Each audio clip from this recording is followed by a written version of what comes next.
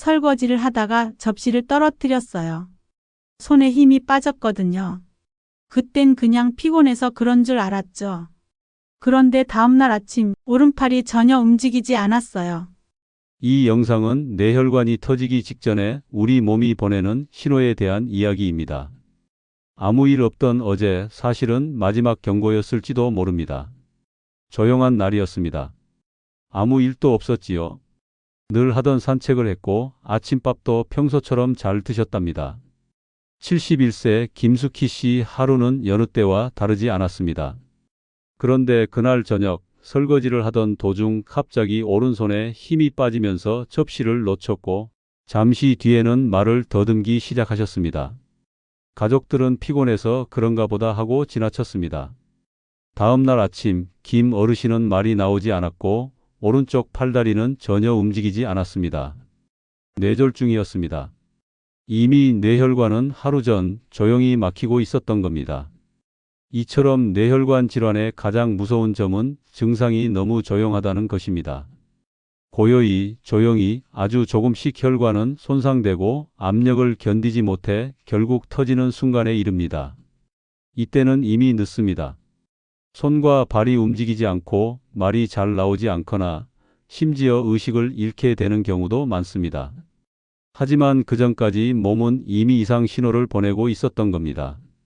단지 우리가 그것을 무시했거나 피로 탓으로 돌렸을 뿐이지요. 예를 들어보겠습니다.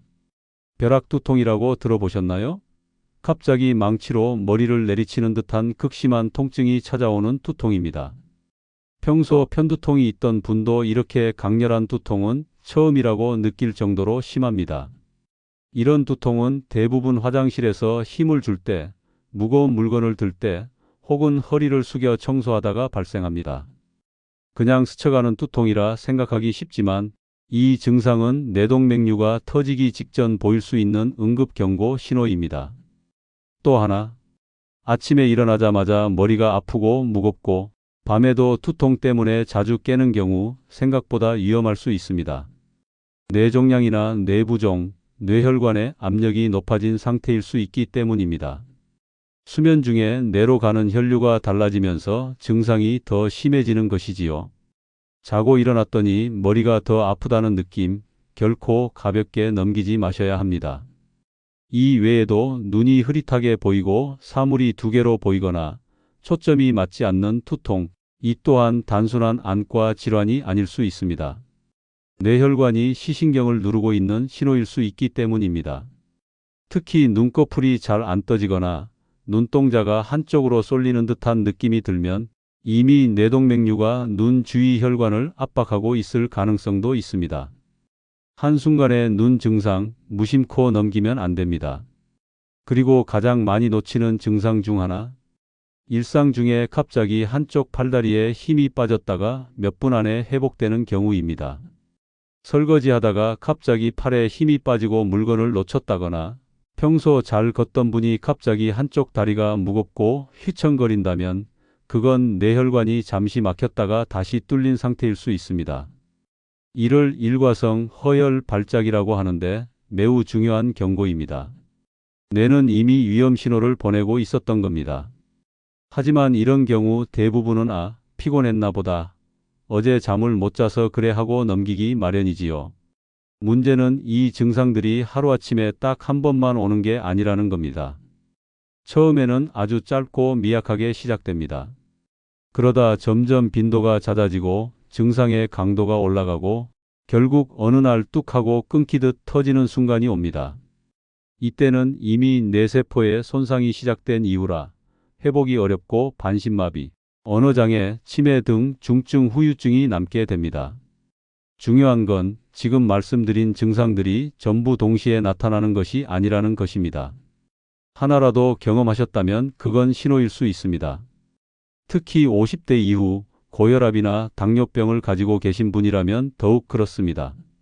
몸이 보내는 작은 이상 신호를 절대 무시하지 마시기 바랍니다. 그날은 아무 일도 없었는데라는 말은 뇌혈관 질환에서 가장 위험한 말입니다. 조용하다는 건 이미 위험이 숨어 있다는 뜻이기도 합니다.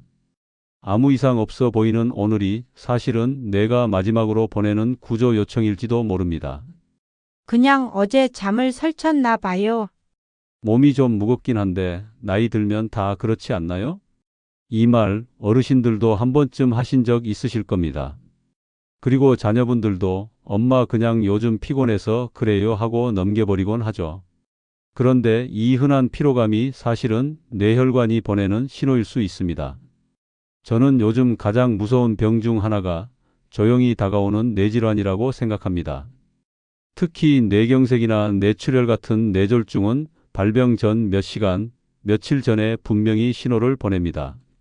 단지 우리가 그걸 몰라보고 있을 뿐이죠. 예를 하나 들어보겠습니다. 68세 박호연 씨는 어느 날 저녁 혼자 텔레비전을 보다가 갑자기 화면이 두 개로 보이기 시작했습니다. 눈에 문제가 생긴 줄 알고 안과를 다녀왔지만 큰 이상은 없다는 말만 들었죠. 하지만 그날 밤 극심한 두통과 함께 의식을 잃으셨고 병원에서는 뇌동맥류 파열로 진단을 내렸습니다. 두 눈으로 사물이 겹쳐 보였던 그 순간 사실은 눈의 문제가 아니라 뇌혈관이 시신경을 누르고 있던 상태였습니다. 눈이 흐려지고 사물이 겹쳐 보이고 초점이 잘 맞지 않거나 한쪽 눈꺼풀이 처진다면 단순한 노안이 아니라 뇌에서 보내는 응급 신호일 수 있습니다. 그리고 또 하나, 많은 분들이 겪고도 무시하시는 게 바로 일시적인 한쪽 팔이나 다리의 힘 빠짐입니다. 예를 들어 접시를 자꾸 놓친다. 주전자 들다가 손에서 빠진다. 걸을 때 한쪽 다리가 자꾸 휘청거린다. 이런 것들요. 이건 절대 단순한 노화 증상이 아닐 수 있습니다. 뇌혈관이 아주 짧은 시간 동안 막혔다가 다시 뚫리는 현상, 바로 일과성 허혈 발작이라는 위험 신호입니다. 이 증상이 반복되면 머지않아 뇌졸중이 실제로 발생할 가능성이 높습니다. 우리가 자주 듣는 말, 큰 병 전에 꼭 작은 병이 있었더라는 이럴 때 쓰는 말입니다. 또 흔히들 넘기기 쉬운 두통의 변화도 매우 중요합니다. 평소 두통이 있던 분들도 이번 두통은 뭔가 느낌이 다르다는 감이 들 때가 있습니다. 특히 아침에 일어나자마자 머리가 욱신거리고 무거운 느낌, 혹은 잠자는 도중 두통 때문에 깨는 경험은 뇌 내부 압력 상승을 의심해야 합니다. 이는 뇌종양이나 뇌혈관 부종과도 관련될 수 있기 때문입니다. 그뿐만 아니라 평생 경험해 보지 못한 극심한 두통, 소위 벼락 두통도 마찬가지입니다. 망치로 머리를 맞은 것 같다는 느낌, 뒷목이 갑자기 팍 땡기고 머리가 깨질 것 같다는 식의 두통은 그냥 넘기면 안 됩니다. 특히 화장실에서 힘을 줄 때, 무거운 물건 들 때, 허리를 굽힐 때 발생하면 뇌동맥류 파열 직전일 가능성이 높습니다.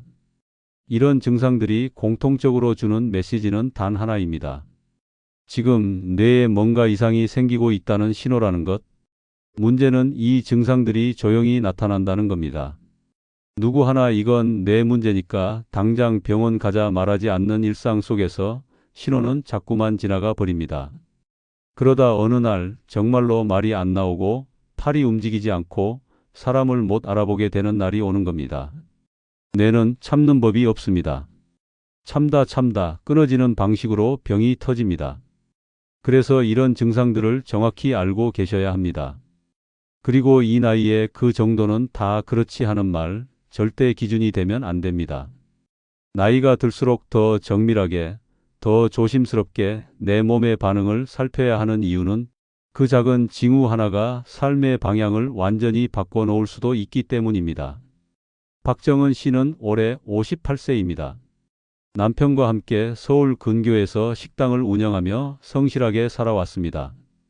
특별히 아픈 곳도 없고 건강검진도 빠짐없이 받았다고 말합니다. 하지만 2달 전 갑자기 손님 응대를 하던 중 말이 꼬이고 발음이 흐려지면서 순간 어지러움이 몰려왔습니다. 잠깐 쉬면 나아지겠지 했지만 결국 응급실로 실려갔고 뇌경색 진단을 받았습니다.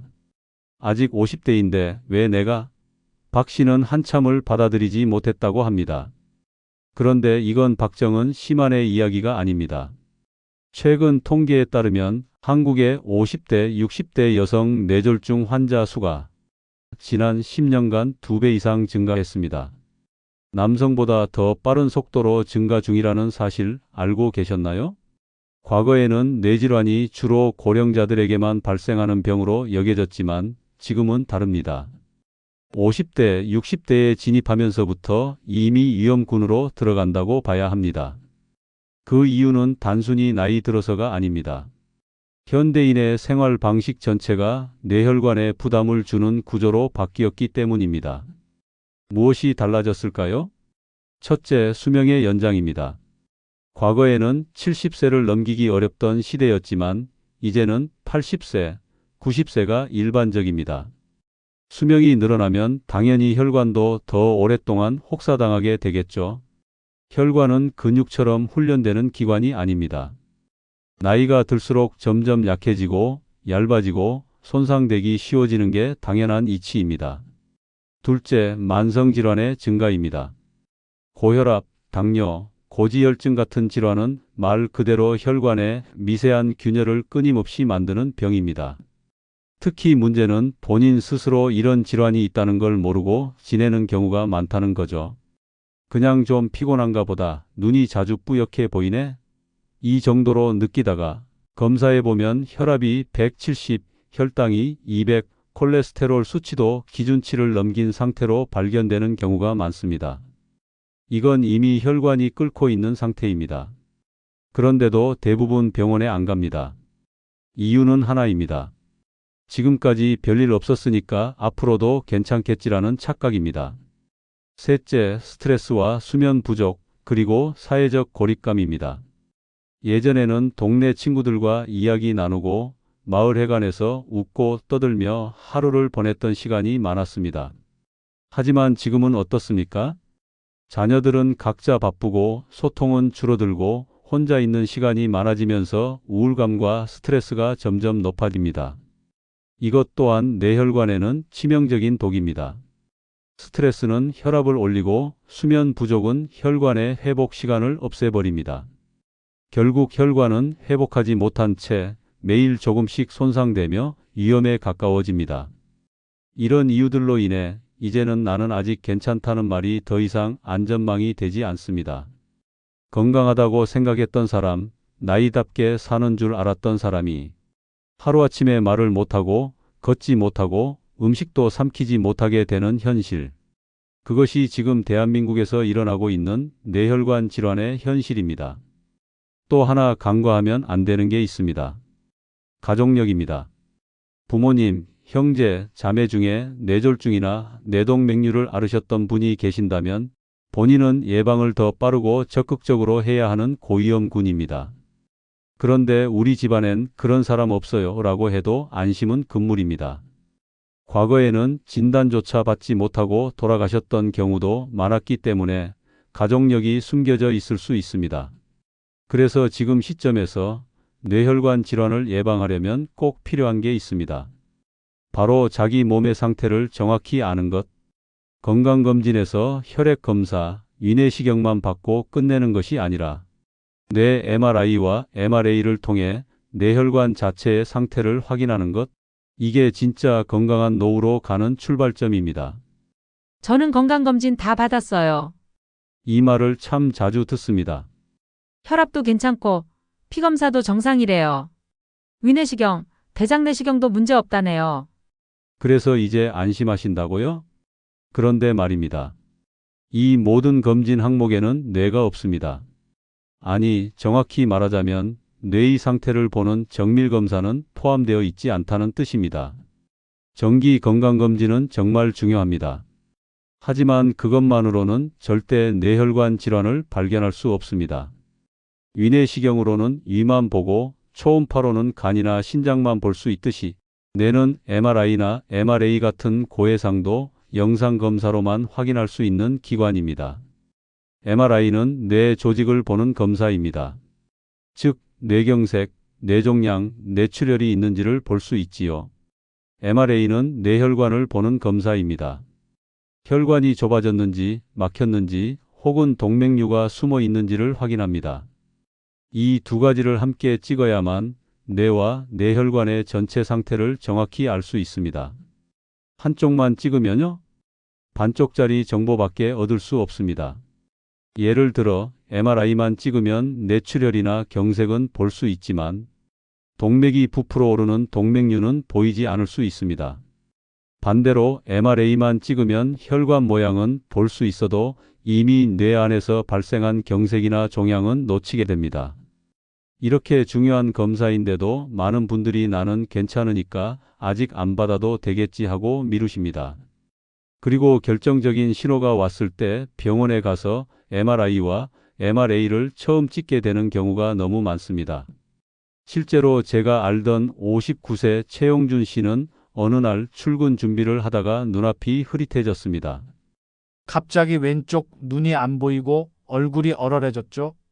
단순 안과 문제로 생각해 안과부터 갔지만 정밀 검사를 받으면서 뇌혈관이 80% 이상 막혀 있다는 걸 발견했습니다.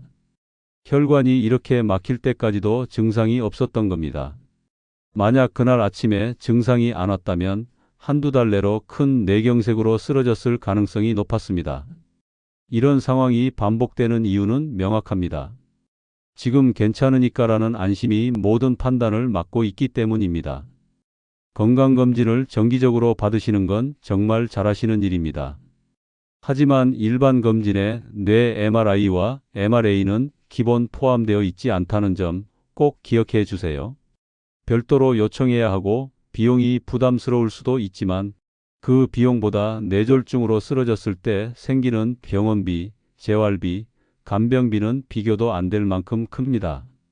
그리고 또 하나, 단순히 증상이 없다고 해서 검사를 미루는 건 굉장히 위험한 판단입니다. 뇌혈관 질환은 대부분 증상이 생기기 전 단계에서 잡아야 가장 안전하게 치료가 가능합니다. 그런데 우리가 느끼는 증상이라는 건 이미 어느 정도 손상이 진행된 후에야 나타나는 것입니다. 쉽게 말해 무증상이라고 안심할 게 아니라 무증상이기 때문에 더 적극적으로 확인해야 하는 시기라는 말입니다.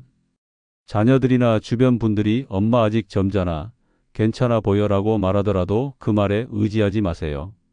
가장 잘 아는 건 내 몸이고 가장 챙겨야 할 사람도 바로 나 자신입니다. 처음 진단을 받았을 때 가장 많이 나오는 반응은 이거 수술해야 하나요? 입니다. 그리고 대부분은 수술이라 하면 머리를 열고 하는 큰 수술을 떠올리시기 때문에 공포심이 먼저 앞섭니다. 그런데 말씀드리고 싶은 건 요즘 뇌혈관 질환 치료는 생각보다 훨씬 다양하고 덜 고통스럽고 덜 무섭다는 것입니다. 특히 뇌동맥류, 뇌경색, 경동맥 협착 같은 질환은 조기에 발견된다면 굳이 수술 없이도 약물 치료나 경미한 시술만으로 관리가 가능한 경우가 훨씬 많습니다. 예를 들어볼게요. 64세 이명자 씨는 건강검진 중 우연히 뇌 MRI에서 4.5 크기의 뇌동맥류가 발견됐습니다. 처음에는 깜짝 놀랐지만 소견은 이랬습니다. 위치도 비교적 안전한 부위고 모양도 매끈합니다. 지금 상태라면 바로 수술보다는 6개월에서 1년마다 정기적으로 MRI를 찍으면서 지켜보는 게 더 낫습니다. 이명자 씨는 지금도 별다른 시술 없이 정기검진만 하면서 3년째 안정적인 상태를 유지 중입니다. 뇌동맥류는 크기, 위치, 모양, 가족력, 환자의 연령 등을 종합적으로 보고 수술 여부를 결정합니다. 무조건 발견됐다고 바로 수술하는 것이 아닙니다. 하지만 반대로 5 이상이거나 혈관벽이 불규칙하고 돌출된 모양 또는 과거에 가족 중 뇌출혈로 돌아가신 분이 있는 경우에는 시술을 통해 예방하는 것이 더 안전하다고 판단합니다. 이때 가장 많이 쓰이는 방법이 코일 색전술입니다. 말 그대로 혈관 속의 위험한 부위를 특수 코일로 채워 넣어 더 이상 피가 흐르지 않게 하는 시술입니다. 머리를 열지 않고 다리 혈관이나 팔 혈관을 통해 아주 가느다란 관을 넣고 혈관 안에서 조치하는 방식입니다. 수술 시간도 비교적 짧고 회복도 빠릅니다. 단점은 아주 미세한 위치에서는 적용이 어렵거나 몇 년에 한 번씩 다시 확인이 필요하다는 점입니다. 이와 달리 클리핑 수술은 실제로 머리를 열고 동맥류의 시작점을 클립처럼 집어 눌러버리는 방식입니다. 오래가는 효과는 강하지만 회복 기간이 조금 더 길고 고령이거나 기저질환이 많은 분들에게는 부담이 될 수 있습니다. 두 방법 모두 장단점이 있기 때문에 무조건 한쪽을 고집하기보다는 본인의 나이, 건강 상태, 혈관 위치, 생활 환경 등을 고려해 의사와 충분히 상담한 뒤 선택해야 합니다. 뇌동맥류 외에도 뇌경색, 특히 경동맥 협착목 혈관이 좁아지는 현상이 있을 경우엔 약물 치료가 우선입니다. 혈전을 막기 위한 항혈소 판제, 혈관을 부드럽게 만드는 지질 강화제, 그리고 혈압 조절제 등이 대표적입니다. 이런 약들만 잘 복용하고 생활 습관을 바꾸는 것만으로도 80-90%는 큰 문제 없이 관리가 가능합니다. 그럼에도 불구하고 협착이 심해지거나 이미 작은 뇌경색이 진행된 경우에는 스텐트 시술을 시행하기도 합니다. 좁아진 혈관 부위에 작은 금속 그물망을 넣어 혈관을 넓히는 방식인데 이 역시 전신 마취 없이 비교적 간단하게 진행되고 회복도 빠른 편입니다. 중요한 건 어떤 치료든 무조건적인 공포나 불신보다는 정보에 기반한 결정이 필요하다는 점입니다. 요즘의 시술과 치료 기술은 10년 전과 비교할 수 없을 만큼 발전해 있습니다. 많은 분들이 치료 후 정상적인 일상생활을 유지하고 계십니다.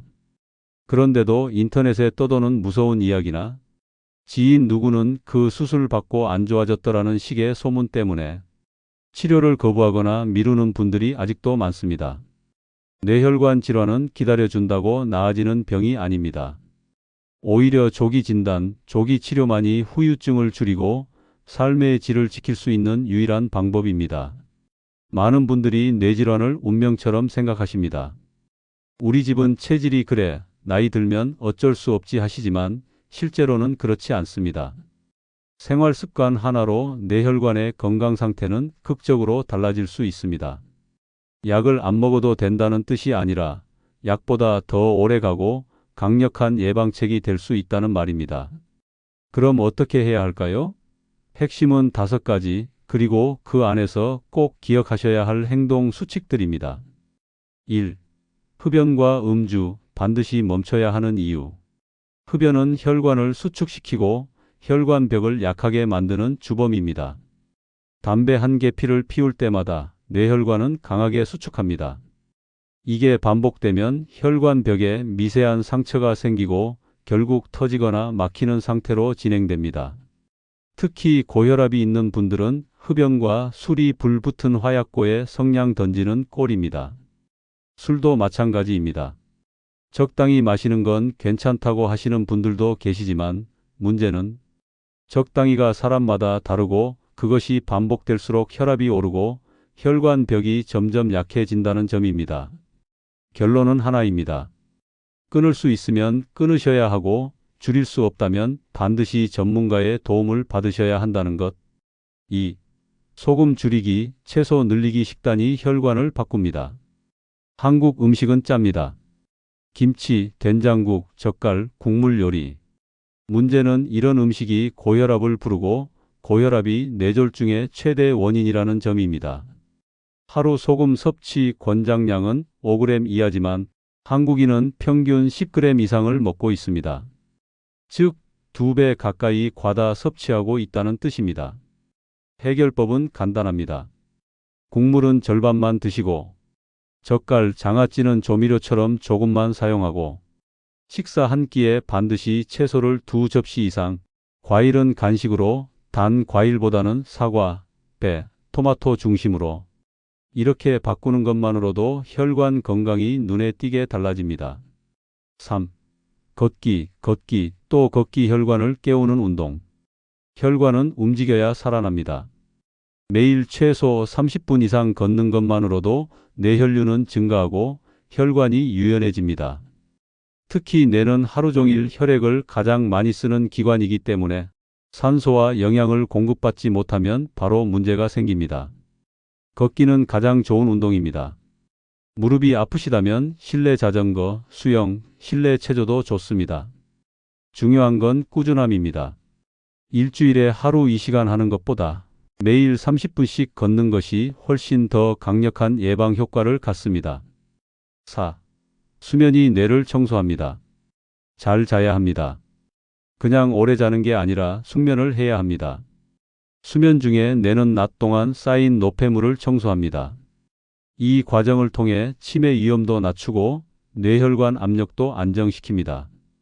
하지만 수면 시간이 부족하거나 잠을 자주 깨거나 수면 무호흡증이 있는 경우 이 청소 과정이 제대로 진행되지 않아서 뇌에 염증과 손상이 쌓입니다. 잠을 잘 자기 위한 팁. 수면 2시간 전 스마트폰, TV 끄기. 자기 전 과식 피하기. 낮잠은 30분 이내. 항상 같은 시간에 자고 일어나기. 특히 코를 심하게 고는 분들은 반드시 수면 검사를 받아보셔야 합니다. 무호흡증은 뇌졸중의 주요 원인입니다. 5. 고혈압, 당뇨, 고지혈증 무시하면 절대 안 되는 만성질환. 이 세 가지는 모두 뇌혈관을 갉아먹는 만성적인 질환입니다. 문제는 초기에는 아무 증상이 없다는 것입니다. 혈압이 162 넘어도 괜찮다고 느끼는 분들이 계시지만 그건 느끼지 못하는 것이지 문제가 없는 것이 아닙니다. 약을 먹어야 할 시기인데도 약 먹기 시작하면 평생 먹어야 해서 싫다는 이유로 치료를 미루면 나중엔 진짜로 평생 간병인을 둬야 할 수 있습니다. 지금의 약은 뇌를 지키기 위한 도구입니다. 약을 선택하지 않으면 병을 선택하는 것일 수 있습니다. 이 5가지가 어렵게 느껴지실 수도 있지만 하루에 한 가지씩만 바꾸어도 큰 변화를 만듭니다. 뇌는 정직한 기관입니다. 내가 어떻게 살고 있는지를 그대로 반영합니다. 좋은 습관은 반드시 좋은 결과를 되돌려줍니다.